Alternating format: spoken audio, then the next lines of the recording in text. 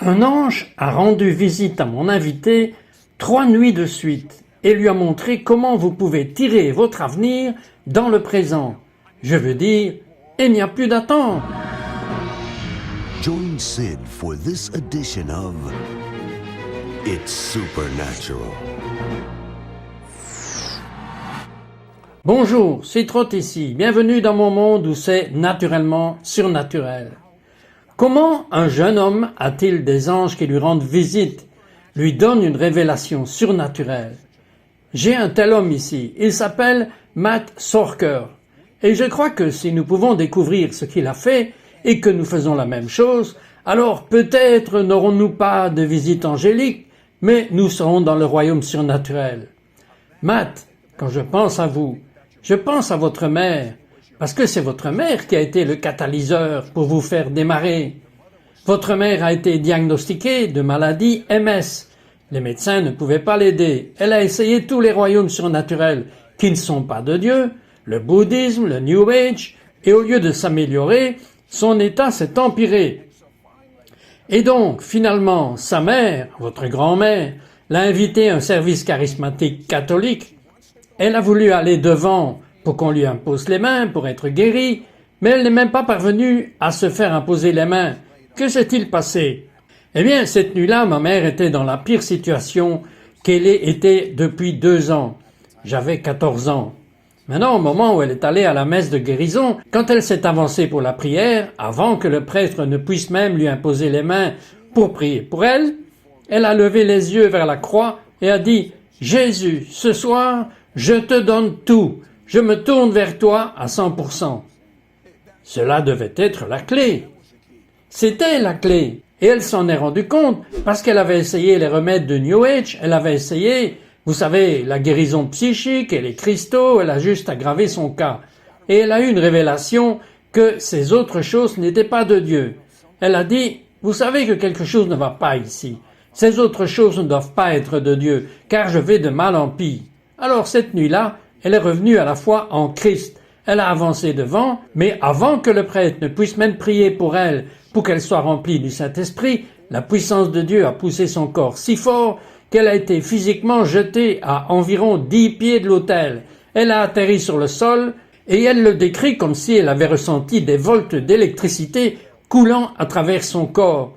Elle a pensé qu'elle était morte et elle est allée au ciel et quand elle est redescendue au sol, toute la maladie avait complètement disparu de sa vie.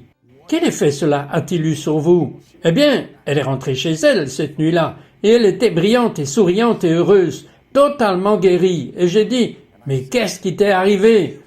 Et elle a dit, Jésus m'a guéri ce soir. Cette semaine-là, j'ai été sauvé, toute ma famille a été sauvée, et non seulement Jésus a guéri ma mère, mais il a sauvé toute notre famille en même temps. Et Matt alors a faim de Dieu, mais il fait quelque chose qu'un jeune adolescent ne ferait pas normalement. Il va dans ces services où il y a des centaines de personnes louant Dieu et il ressent une vraie présence manifeste de Dieu. Donc il rentre chez lui et il commence à adorer Dieu comme il l'a fait lors des réunions. Et rien. Mais voici la chose que je pense si incroyable et que je veux que vous attrapiez. Matt, quand vous ne ressentiez rien, une personne pragmatique dirait « Bien, j'attendrai jusqu'à dimanche prochain quand j'irai au service. » Mais vous n'avez pas fait ça. Non, je voulais Dieu seul à seul.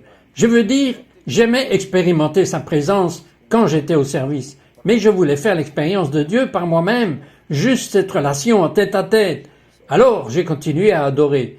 Tous les jours, j'allais dans ma chambre, je mettais ma musique d'adoration et je chantais les mêmes chansons que nous chantions à l'église. Et je ne ressentais rien. Mais vous savez, je n'ai pas arrêté, j'ai continué. J'ai insisté pendant 4 mois au moins, 1 heure par jour. Au moins 1 heure. Et je me souviens qu'après le 4e mois, un jour debout là à chanter la même chanson que j'avais chantée tous les jours pendant 4 mois, c'était comme si le ciel s'ouvrait sur moi. La gloire manifeste de Dieu est entrée dans la pièce et m'a rempli. Elle a rempli toute la pièce et une percée s'est produite dans mon esprit. Et cette percée que vous avez eue, si vous aviez été comme la plupart des gens, elle se serait arrêtée. Une fois qu'il a eu cette percée, et vous appelez ça une sorte de débordement. Est-ce que ça continue ou est-ce que vous deviez alors aller vers une nouvelle percée? La Bible dit d'être continuellement rempli de l'Esprit. Mais il y a quelque chose à propos de chercher continuellement Dieu. Mais ce qui s'est passé avec moi, c'est qu'une fois que mon esprit a fait cette percée, j'appelle cela atteindre un point de saturation. Une fois que l'Esprit Saint a saturé mon esprit, il a débordé dans mon âme, dans mon corps, a commencé à remplir tous les domaines de ma vie, et à partir de ce moment-là, chaque fois que je chuchotais simplement le nom de Jésus, je pouvais faire la lessive et je disais « Jésus ». Je fermais les yeux et je venais de chuchoter son nom. « Excusez-moi, vous venez de dire son nom ». Et j'ai juste senti un débordement. Et sa présence, oui, comme sa présence est ici en ce moment, sa présence remplissait la pièce où j'étais. Et je me disais, bien, je me demande si la présence de Dieu va être avec moi ici. Vous savez, quand je suis dans la salle de classe ou ici, quand j'ai fait la lessive dans la buanderie, et je fermais simplement les yeux, et je murmurais son nom, et sa présence venait. Alors, combien de temps avez-vous adoré avant d'atteindre cette position de débordement ? C'était environ 1 heure par jour, je chantais juste. Mais pendant combien de mois ? 4 mois. Cela me semble plutôt bien, mais que se serait-il passé si vous aviez fait cela pendant 1 an et demi, Matt ? Si vous continuez à adorer, vous voyez, parce qu'il ne s'agit pas seulement de ce que nous ressentons, nous adorons Dieu parce qu'il est digne d'être adoré. Et vous savez, tout ce qu'il choisit de nous donner en cadeau de sa présence, nous l'acceptons. Donc ce n'est pas toujours à propos de ce que nous sentons, mais j'encourage les gens, peu importe ce que vous ressentez, Dieu est toujours là avec vous. Mais si vous continuez à persévérer et que vous continuez à laisser Dieu vous remplir, votre homme spirituel atteindra le point de saturation. Alors, vous devenez un jeune pasteur, vous entrez dans votre bureau et tout d'un coup, vous reconnaissez, bien que vous ayez un emploi à temps plein comme la plupart des pasteurs, vous reconnaissez que Dieu est là. Que s'est-il passé ? J'ai ouvert la porte de mon bureau. J'étais un tout nouveau pasteur, c'était juste ma première année de pastorat. J'entre dans le bureau directement dans la présence de Dieu. Il m'attendait là, et j'ai été repris par lui. J'ai dit, Dieu, ta présence est dans le bureau, et j'ai entendu sa voix me parler d'une voix intérieure audible. Il a dit, ferme la porte, je veux passer toute cette journée avec toi. Alors j'étais assis sur ma chaise, et c'était si lourd, je veux dire que sa présence était si forte. Et il y a eu une fois où j'étais si reconnaissant pour cette présence de Dieu, que je sentais que je voulais dire merci mon Dieu, mais lorsque les mots sortaient de ma bouche, je sentais sa présence me quitter. Alors je me suis juste calmé. Puis le Seigneur m'a parlé, il a dit, ce n'est pas à toi de parler en ce moment, c'est moi qui suis avec toi et tu es juste avec moi. Sois juste dans ma présence. Et après quelques heures, mon esprit a commencé à dire, tu dois faire ça, tu dois faire ça, tu dois faire ça. Et je me suis senti coupable d'avoir prié. Et le Seigneur m'a dit quelque chose qui a changé ma vie pour toujours. Tenez cette pensée, nous allons revenir tout de suite après ceci. We'll be right back to It's Supernatural.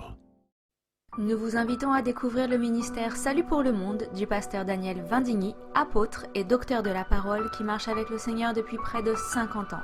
Le pasteur Daniel Vindigny est reconnu en francophonie pour son combat pour le salut des âmes, le réveil de la nation et son amour pour la personne du Saint-Esprit. Chaque lundi soir, il prie pour vous en direct sur sa page publique Facebook.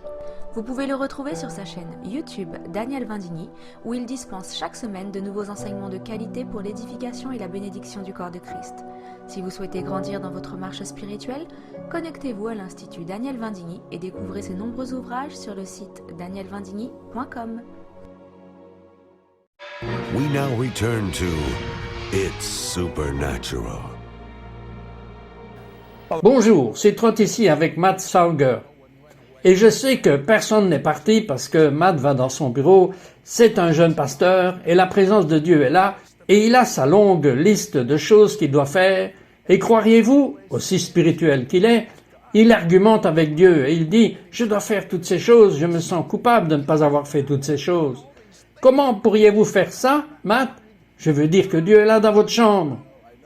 Je sais que c'est la tendance naturelle de l'esprit humain, mais comme je ressentais ces sentiments de culpabilité pour avoir pris trop de temps, ce que je pensais être trop de temps en prière, Dieu m'a parlé et il m'a dit « Matt, si tu ne prends pas ce temps avec moi maintenant, tu ne pourras jamais entrer dans ce que j'ai pour toi à l'avenir. » Et à ce moment-là, en tant que jeune pasteur, je n'avais aucune idée que Dieu voulait m'utiliser pour guérir, que j'allais voyager dans toutes ces nations, et je voyais toutes ces choses merveilleuses se produire par l'onction de Dieu.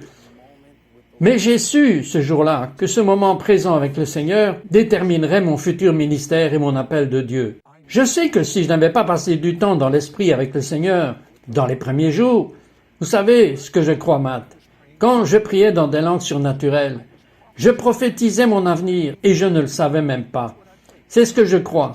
Mais ensuite, il y a une deuxième chose que je veux que Matt vous explique. Quand il était à l'université, le Seigneur est venu vers lui a parlé et lui a donné des instructions très fortes. Qu'est-ce qu'il vous a dit? C'était avant que j'entre dans le ministère. Je commençais juste à avoir une idée de mon appel et c'était la première parole prophétique que Dieu m'a donnée. Et il m'a dit que le haut de sa liste, pour moi, était le bas de ma liste et que le bas de ma liste était le haut de sa liste et qu'il allait l'inverser et la mettre correctement. Et il a dit, le haut de sa liste pour moi était le raffinement de mon caractère. Et le bas de sa liste était l'accomplissement de mon ministère.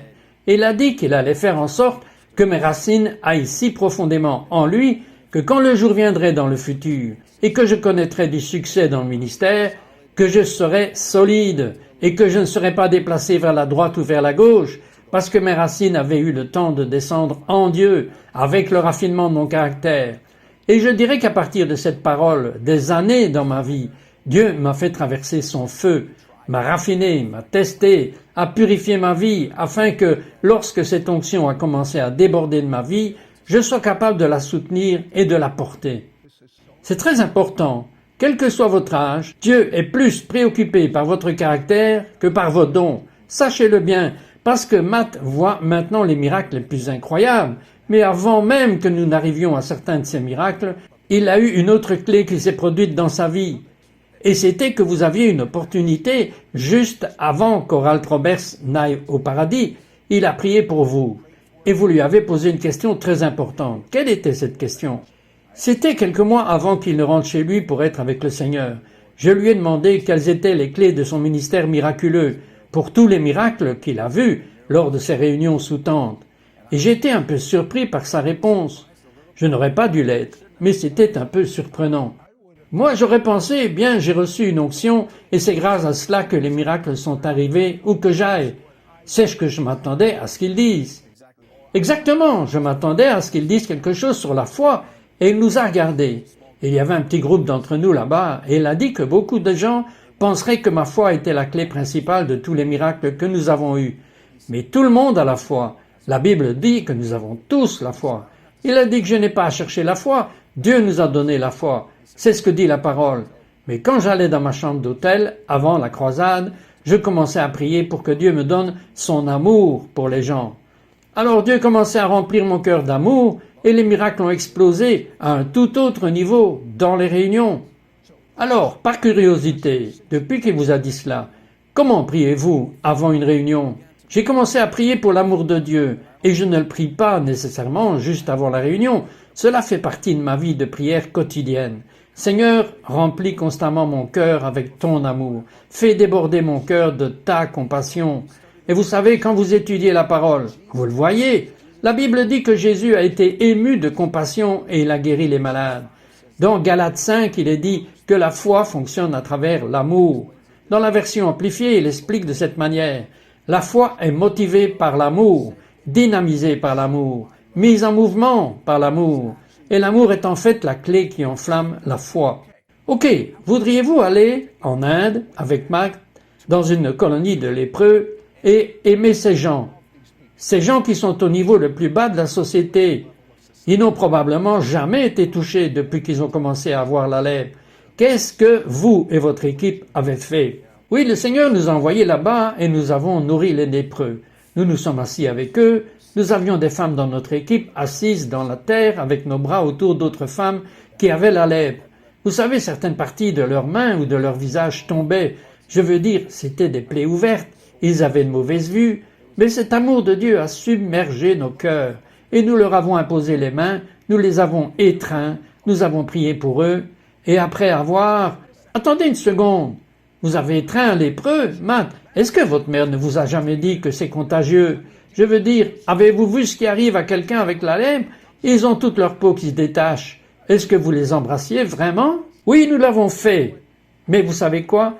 C'est là que se trouve ma foi, parce que je sais qu'en tant que croyant en Jésus, nous sommes couverts par le sang de Jésus.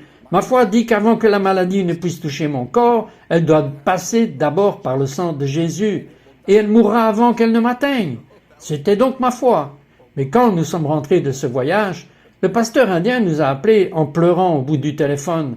Nous sommes retournés dans la colonie de lépreux, et les lépreux nous ont dit, quand cet homme blanc est venu et a mis sa main sur nous, nous avons senti quelque chose dans nos corps, et la lèpre s'est arrêtée, et le pasteur pleurait parce qu'il n'avait jamais vu cela se produire auparavant, où les lépreux étaient guéris, non seulement guéris, mais ils étaient aimés, et ils recevaient la guérison à l'intérieur et à l'extérieur. Tout comme Matt a partagé que l'amour de Dieu venait d'éclater, je prie au nom de Yeshua que Matt opérera dans cette compassion quand nous reviendrons. Ne partez pas. We'll be right back to It's Supernatural.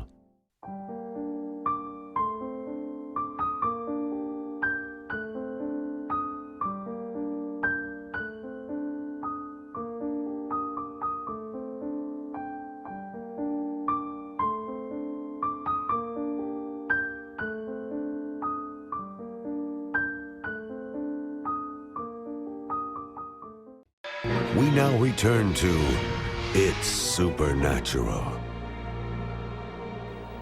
Bonjour, c'est Trott ici avec Matt Sauger. Et Matt, vous avez eu tellement de rencontres différentes, mais celle-ci en particulier, où pendant 3 nuits de suite, un ange de révélation est venu vers vous pour vous donner des révélations des Écritures. Donnez-moi une révélation majeure que vous avez eue et enseignée un peu plus longtemps. Oui, vous savez, c'était intéressant. Alors que j'étais assis là, je pouvais sentir cette présence angélique derrière moi et sa main sur mon épaule, et la présence de Dieu remplissait toute la pièce, et j'avais cette révélation qui coulait. L'une des choses que Dieu m'a montré, c'est que souvent les gens relèguent les choses entre les mains de Dieu dans un sens de sa souveraineté et de son timing, et nous pensons que dans le timing de Dieu, nous devons juste attendre que quelque chose arrive. Tout est dans le futur, avez-vous bien remarqué? Tout a été vraiment réglé il y a 2000 ans. Beaucoup de choses que nous avons espérées. Exactement, quand il s'agit de guérison, quand il s'agit d'une protection de provision révolutionnaire, même l'accomplissement de la vision et du ministère. Le Seigneur m'a montré que nous avons par la foi la capacité d'atteindre l'avenir et de tirer notre avenir dans notre moment présent, même si cela accélère le timing de Dieu. Mais vous savez quoi? Ce qui se passerait si vous ne passiez pas de temps sur le caractère, cela pourrait être dangereux. C'est très vrai parce que parfois les choses doivent attendre que vous soyez capable de le gérer. Mais maintenant, y a-t-il une base scripturaire que vous pouvez me donner pour cette révélation que Dieu vous a donnée de tirer votre avenir dans le présent? Je veux dire que nous sommes dans la génération actuelle. Oui, je pense à l'écriture dans Jean chapitre 2, avec Marie et Jésus, et les disciples aux noces de Cana. Ils se présentent au mariage, et ils disent qu'il n'y a plus de vin. Et Marie, la mère de Jésus, se tourne vers Jésus et dit « Jésus, ils n'ont plus de vin ». Et il la regarde, et il dit, et je pense que seul Jésus pouvait s'en tirer avec ça, il a dit « Femme », et c'est sa mère, il dit « Femme, qu'est-ce que cela a à voir avec moi ?» Vous savez, en d'autres termes, il disait « Mon heure n'est pas encore venue pour un miracle, ce n'est pas l'heure fixée par Dieu pour que je lance mon ministère de miracle. » Et elle l'ignore totalement, et elle leur dit « Juste faites tout ce qu'il vous dira de faire ». Et il y avait quelque chose dans le cœur de Marie. Elle avait la vision et la perception pour voir le potentiel divin en Jésus, parce qu'elle avait la vision qu'elle pouvait atteindre avec sa foi.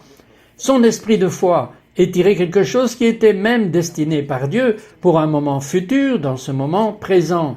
En fait, sa foi a lancé le ministère de guérison de Jésus, a changé une saison. Et il y a des gens qui regardent, qui sont coincés dans une saison. Et Dieu veut les amener dans une nouvelle saison. Et ils se sont installés dans cet endroit où Dieu a quelque chose de plus grand pour eux. Mais s'ils pouvaient déplacer leur attention, voir le potentiel divin de Dieu, ils pourraient tendre la main et le saisir et le tirer dans leur présent. Maintenant attendez que vous entendiez ce qui lui est arrivé en Angleterre, quand un ange de feu est entré dans la réunion. Parlez-moi-en brièvement. Nous étions dans un service et alors que j'adorais au premier rang, l'endroit juste à côté de moi, sur le côté gauche, l'air est devenu très chaud. J'ai commencé à le remarquer, la chaleur venant de mon côté gauche, et j'ai d'abord pensé qu'il y avait une colonne de feu debout à côté de moi dans le service. Qu'est-ce que c'est? Et j'ai mis ma main et c'est devenu brûlant. J'ai mis ma main vers le bas et c'était froid. Et j'ai continué à faire ça et il y avait comme une flamme de feu à côté de moi. Et le Seigneur m'a parlé, il m'a dit, j'ai envoyé un ange séraphin dans la réunion. Et cette nuit-là, c'était un service du matin. Cette nuit-là, nous sommes revenus. Et alors que je me levais à la chaire pour prêcher, le Seigneur m'a rendu muet. Alors que j'essayais de parler et d'ouvrir la bouche, aucun mot ne sortait. Je n'ai pas eu de voix pendant 2 heures. Je suis resté là à regarder toute une pièce pleine de gens et je ne pouvais pas dire un mot. Et comme je me tenais là, j'ai soudainement vu des gens enlever des écharpes et leurs vestes, des couches supplémentaires de vêtements. La pièce était si brûlante qu'ils ont ouvert toutes les fenêtres et toutes les portes. Et cet ange brûlant, ardent, est entré dans cette pièce cette nuit-là. Le feu de Dieu a été libéré sur la masse. Et pendant des heures, nous avons reçu la visite du feu de Dieu. Les gens ont été libérés du péché. Les servitudes ont été brisées. Leurs vies ont été purgées par le feu. Vous avez vu tant de gens guéris physiquement. Juste, dites-moi brièvement, 3 ou 4 ou 5 personnes qui ont été guéries. Nous avons vu la fibromyalgie, MS, des tumeurs, le cancer. Nous avons vu des paralytiques marcher. Nous avons vu des tonnes de miracles. Il a eu une révélation sur la puissance de la bénédiction. Que se passe-t-il si vous obtenez une parole prophétique que quelqu'un vole? Alors vous vous rendez compte que lorsque vous parlez dans certaines églises, vous n'obtenez pas l'offrande complète. Qu'avez-vous fait pour demander votre argent au pasteur? Je me suis dit au début, quand j'ai eu cette parole, non, ce n'est pas vrai, cela n'est pas arrivé. Et puis j'ai découvert que cela se produisait.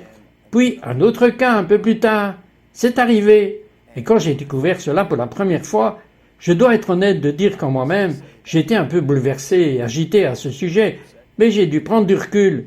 J'ai commencé à prier, j'ai dit à Dieu, que dois-je faire à ce sujet? Et j'ai vraiment senti dans mon cœur, tu dois bénir ce leader. Tu dois bénir ce leader. Donc vous savez que la Bible est très claire. Quand vous bénissez quelqu'un, s'il ne mérite pas cette bénédiction, cela vous revient sur votre propre tête. Alors, loué soit Dieu. Lorsque vous avez béni ce pasteur, que s'est-il passé? La Bible dit dans les Proverbes que quand un voleur est découvert, il doit restaurer 7 fois. Donc, lorsque j'ai libéré cette bénédiction, le Seigneur m'a amené un retour au septuple. J'ai déclaré et décrété sur les finances de notre ministère un retour au septuple, ce qui est très faible. L'argent qui a été prélevé sur l'offrande, 7 fois, encore 7 fois plus que ce qui a été pris, est venu dans notre ministère de toutes les sources inattendues. Vous avez donc appris que c'est bien de bénir. Que se serait-il passé si vous aviez maudit ce pasteur? Bien, je ne crois pas que j'aurais été béni. Je crois que si je ne l'avais pas fait, si je n'avais pas eu une bonne attitude ou le bon esprit, cela aurait arrêté la bénédiction de Dieu dans ma propre vie. Il est temps pour moi de vous bénir. Dans Nombre, le 6e chapitre, versets 22 à 27, dans la nouvelle traduction vivante, c'est un peu ma nouvelle approche de l'alliance. Alors le Seigneur a dit à Moïse de dire à Aaron et à ses fils de bénir le peuple d'Israël avec une bénédiction spéciale. Chaque fois qu'Aaron et ses fils bénissent le peuple d'Israël en mon nom, je les bénirai moi-même. Waouh, le Seigneur, c'est la nouvelle approche de l'alliance. Le Seigneur vous a béni, le Seigneur vous a protégé, le Seigneur vous a souri, le Seigneur vous a accordé sa grâce, le Seigneur vous a montré sa faveur et vous a donné sa paix, sa complétude. Au nom du Tsar Shalom, le prince de la paix, Yeshua HaMashiach Sisano, Jésus le Messie.